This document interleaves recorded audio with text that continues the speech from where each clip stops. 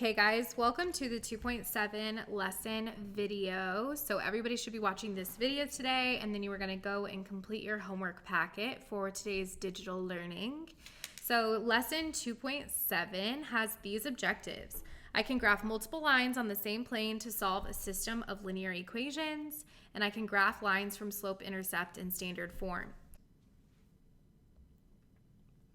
So for today's vocabulary, similar to it's the exact same vocabulary that we've done in the previous lessons. So systems of linear equations are a collection of one or more linear equations involving the same set of variables.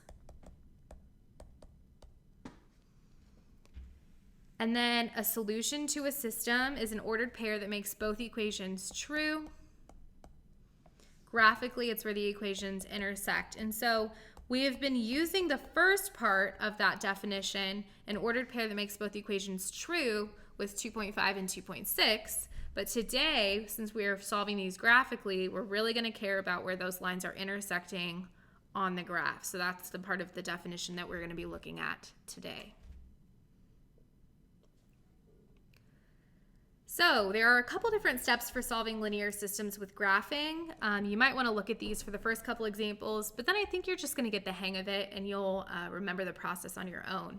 So first, graph both lines on the same coordinate plane, making sure to make your points and lines as precise as possible. This is really important. Solving with graphing is hard if you are a sloppy grapher or if you are a lazy grapher. So you want to make your graphs as nice as possible. If you can't draw a straight line, maybe get a ruler, get out your ID card, and you can use that as a straight edge to make your graphs as good as possible. 2, find where the two lines intersect and write the solution as an ordered pair, or no solution, or infinitely many solutions where appropriate. And then 3, classify the system using the classifications we've been using earlier on this week. So let's take a look at example 1. You will see equations in slope-intercept form and in standard form throughout this lesson. And you can graph directly from the form that they're given to you in, because we've practiced graphing both of these. So on this example number 1, it says graph the system, then solve. All I'm going to do is I'm going to graph the first equation in one color. So it has a slope of 4 and a y-intercept of 0, 3 would be the ordered pair. So I'm going to go up 3 units. And then to get that positive slope of 4, I'm going to go down 4, left 1, just because of the orientation of my graph. Down 4, left 1, which will give me that positive slope. So again, we want to keep our graphs as precise as possible. I know I'm doing mine on an iPad, so that's a little unfair. You don't have to worry about your graph being perfect. You just want it to be precise so that you will be able to visually tell what solution you have. Then we can look at the second line, y equals negative 1x minus 2, and I'm going to put that on the graph. So my y-intercept's at negative 2, and then I have a slope of negative 1, so down 1, right 1, down 1, right 1. You can also go up 1, left 1, which is probably what you're going to want to do because that's how you will get that solution. So if you're doing this on graph paper, I would just make sure that your lines go to the ends of the coordinates so that if there is a solution, you'll be able to see it. So the solution is their intersection point. That's the ordered pair negative 1, negative 1. And because there is one solution and they intersect, these are consistent. And because they are not the same line, they are independent.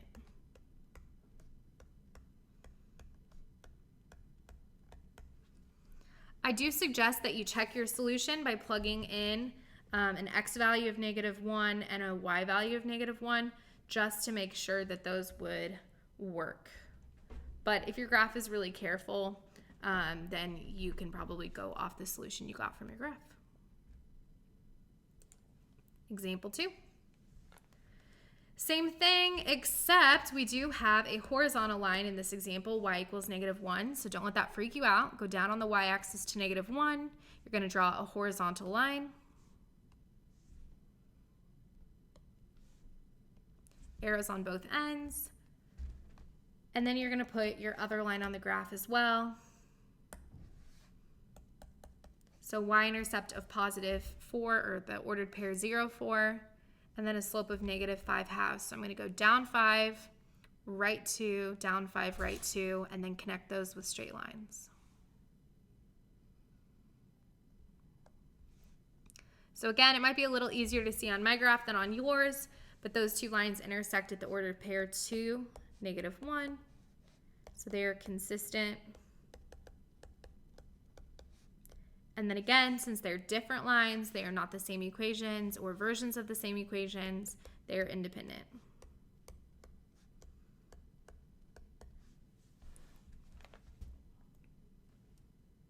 On to example 3. So for example 3, the only difference is instead of having equations in slope-intercept form, I have equations in standard form. So as you go through and graph these, my suggestion would be to find your intercepts. You can also convert this to slope-intercept form, but I saw a lot of people make mistakes on that when I graded those quizzes, and no, I guess it was just a quiz. So if you convert to slope-intercept form, be careful. Whoa, that is not how I do this. One second.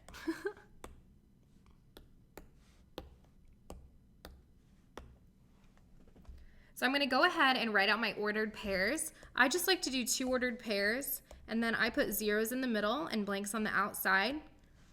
That helps remind me that when I'm finding my x-intercept, I'm kind of ignoring that y value, and I would solve for x. So if 2x equals -2, x equals -1. And then I can put that on my graph. Once you got it, plot it. So -1, 0 is my x-intercept. And then I can do the same thing for the y-intercept. Your y-intercept is where x equals 0. So if -1y equals -2, then y would equal +2. And that can go on the graph as well.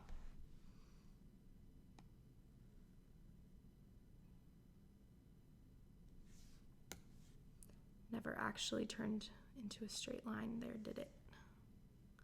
There we go. So that's that first equation graphed. Again, with standard form, graph with intercepts, unless you feel better doing slope-intercept form, and you can do that. For the second equation, I'm going to do the same thing, 2 blank ordered pairs, zeros in the middle, blanks on the outside. If I ignore the y and solve for x, I would get that x equals 3/2. And if I ignore the x and solve for y, I would get that y equals -3. Again, try to be as precise as possible graphing. 0, -3, I put on my graph. And then 3/2, 0, that's like 1.50. So when I connect these, you might sort of recognize a peculiar graph here. I have parallel lines. So these are no solution. And then this is one of the only examples where it is going to be inconsistent, at least on today's notes.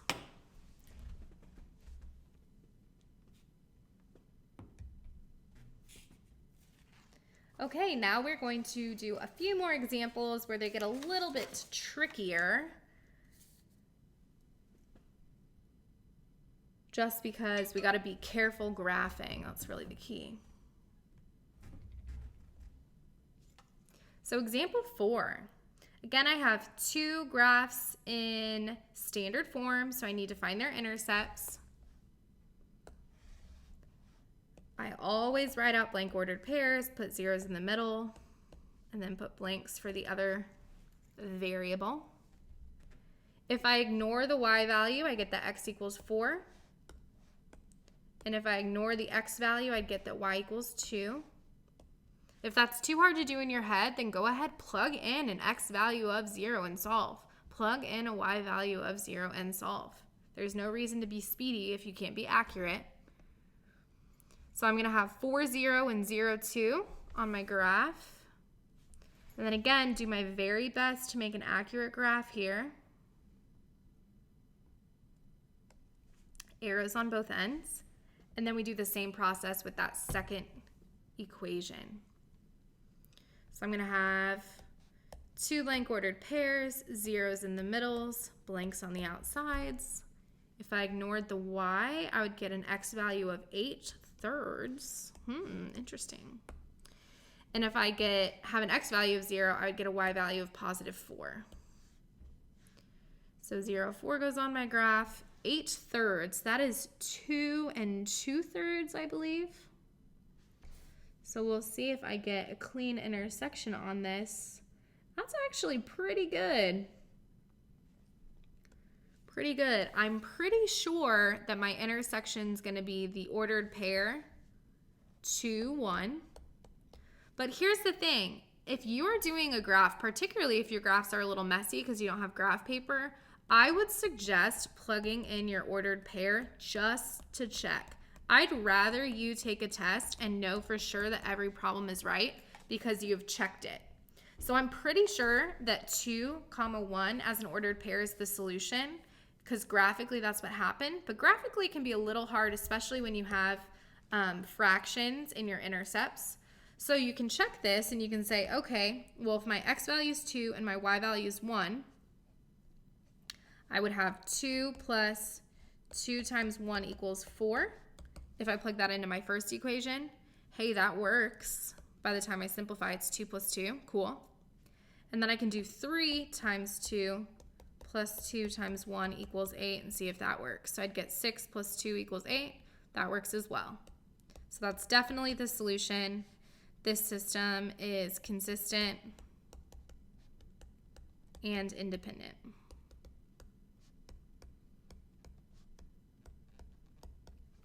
Consistent and independent.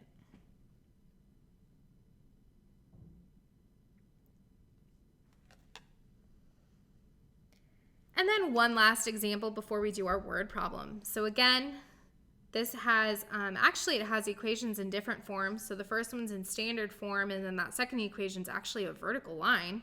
Woo! So let's do the vertical line first. X equals -4. So I'm gonna go on the x-axis to -4, give myself a couple ordered pairs, and then I connect them with a vertical line, arrows on both ends. At least that one's out of the way. Now I can go deal with that first equation by finding the intercepts. So I can put zeros in the middle, those blanks on the outside. If I ignore the y value, I get the x is -4/3. Again, we leave stuff as improper fractions in Honors Algebra 2. It's all good. Leave it as an improper fraction. You can do it in your head when you need a graph. If we ignore the x and solve for y, I get that y equals +2. So I can put those two ordered pairs on the graph. -4/3 is about -1.3-ish. -1.3-ish. So if I connect these, let's see if there's an intersection that I have. Oh, hey, that looks pretty good down here. So this is the same kind of example. I would suggest plugging in just to make sure. But I think that the ordered pair is going to be, what, -4 and -4?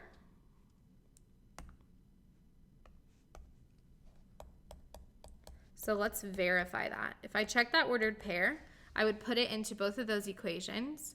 So I would get 3 times -4 minus 2 times -4 equals -4. That's -12 plus 8, which is -4. Woohoo, that works. And then the last one, I plug in x equals -4. So -4 equals -4. Oh, that works as well. So these are consistent and independent.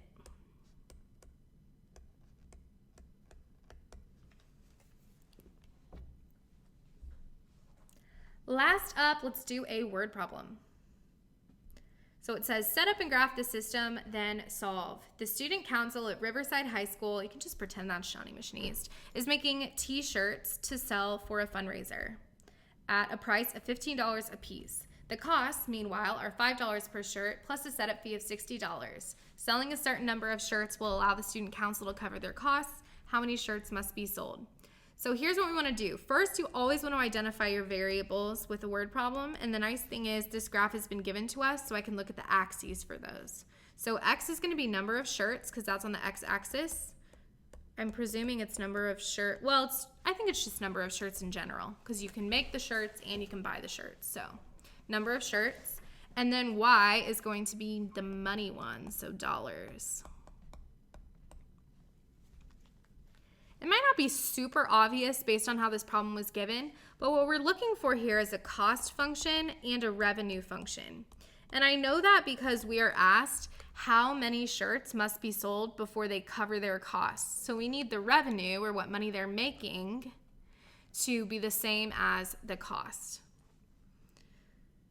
So the cost would be Y equals, because the cost to make all the shirts, and what did it say? It's $5 per shirt, so $5 for every shirt.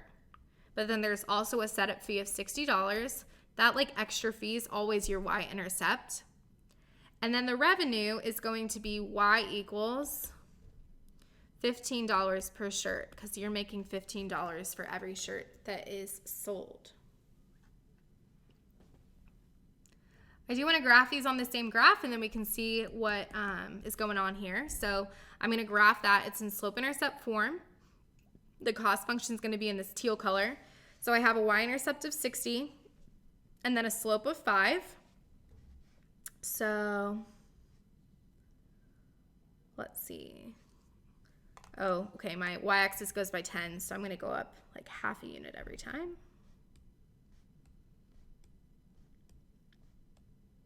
Something like that. I don't need arrows on both sides of my graph. I actually only need arrows going toward the positive direction, because you can't sell negative shirts, or you can't make negative shirts or pay for negative shirts. It just doesn't make sense. And then we're going to put this revenue function on the graph as well. So the y-intercept on that guy is 0. And then for every, well, it's going to rise 15, run 1. So up 15 over 1, 15 over 1. If you're making your own graph, I would just make the axes even easier to graph. I'm having to do a lot of counting here. There we go.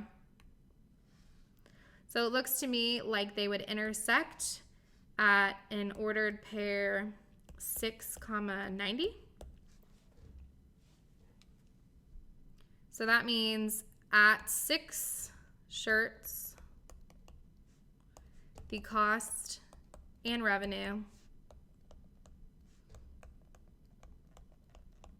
equal $90. So they would have to sell 6 shirts before they're going to break even. And then every shirt after that is going to be profit, which is the money you make after you deduct the cost of the actual product. So reflect a second on those objectives, and then you are going to go work on finishing homework packet number 6. We will see you next week. Thanks. Bye.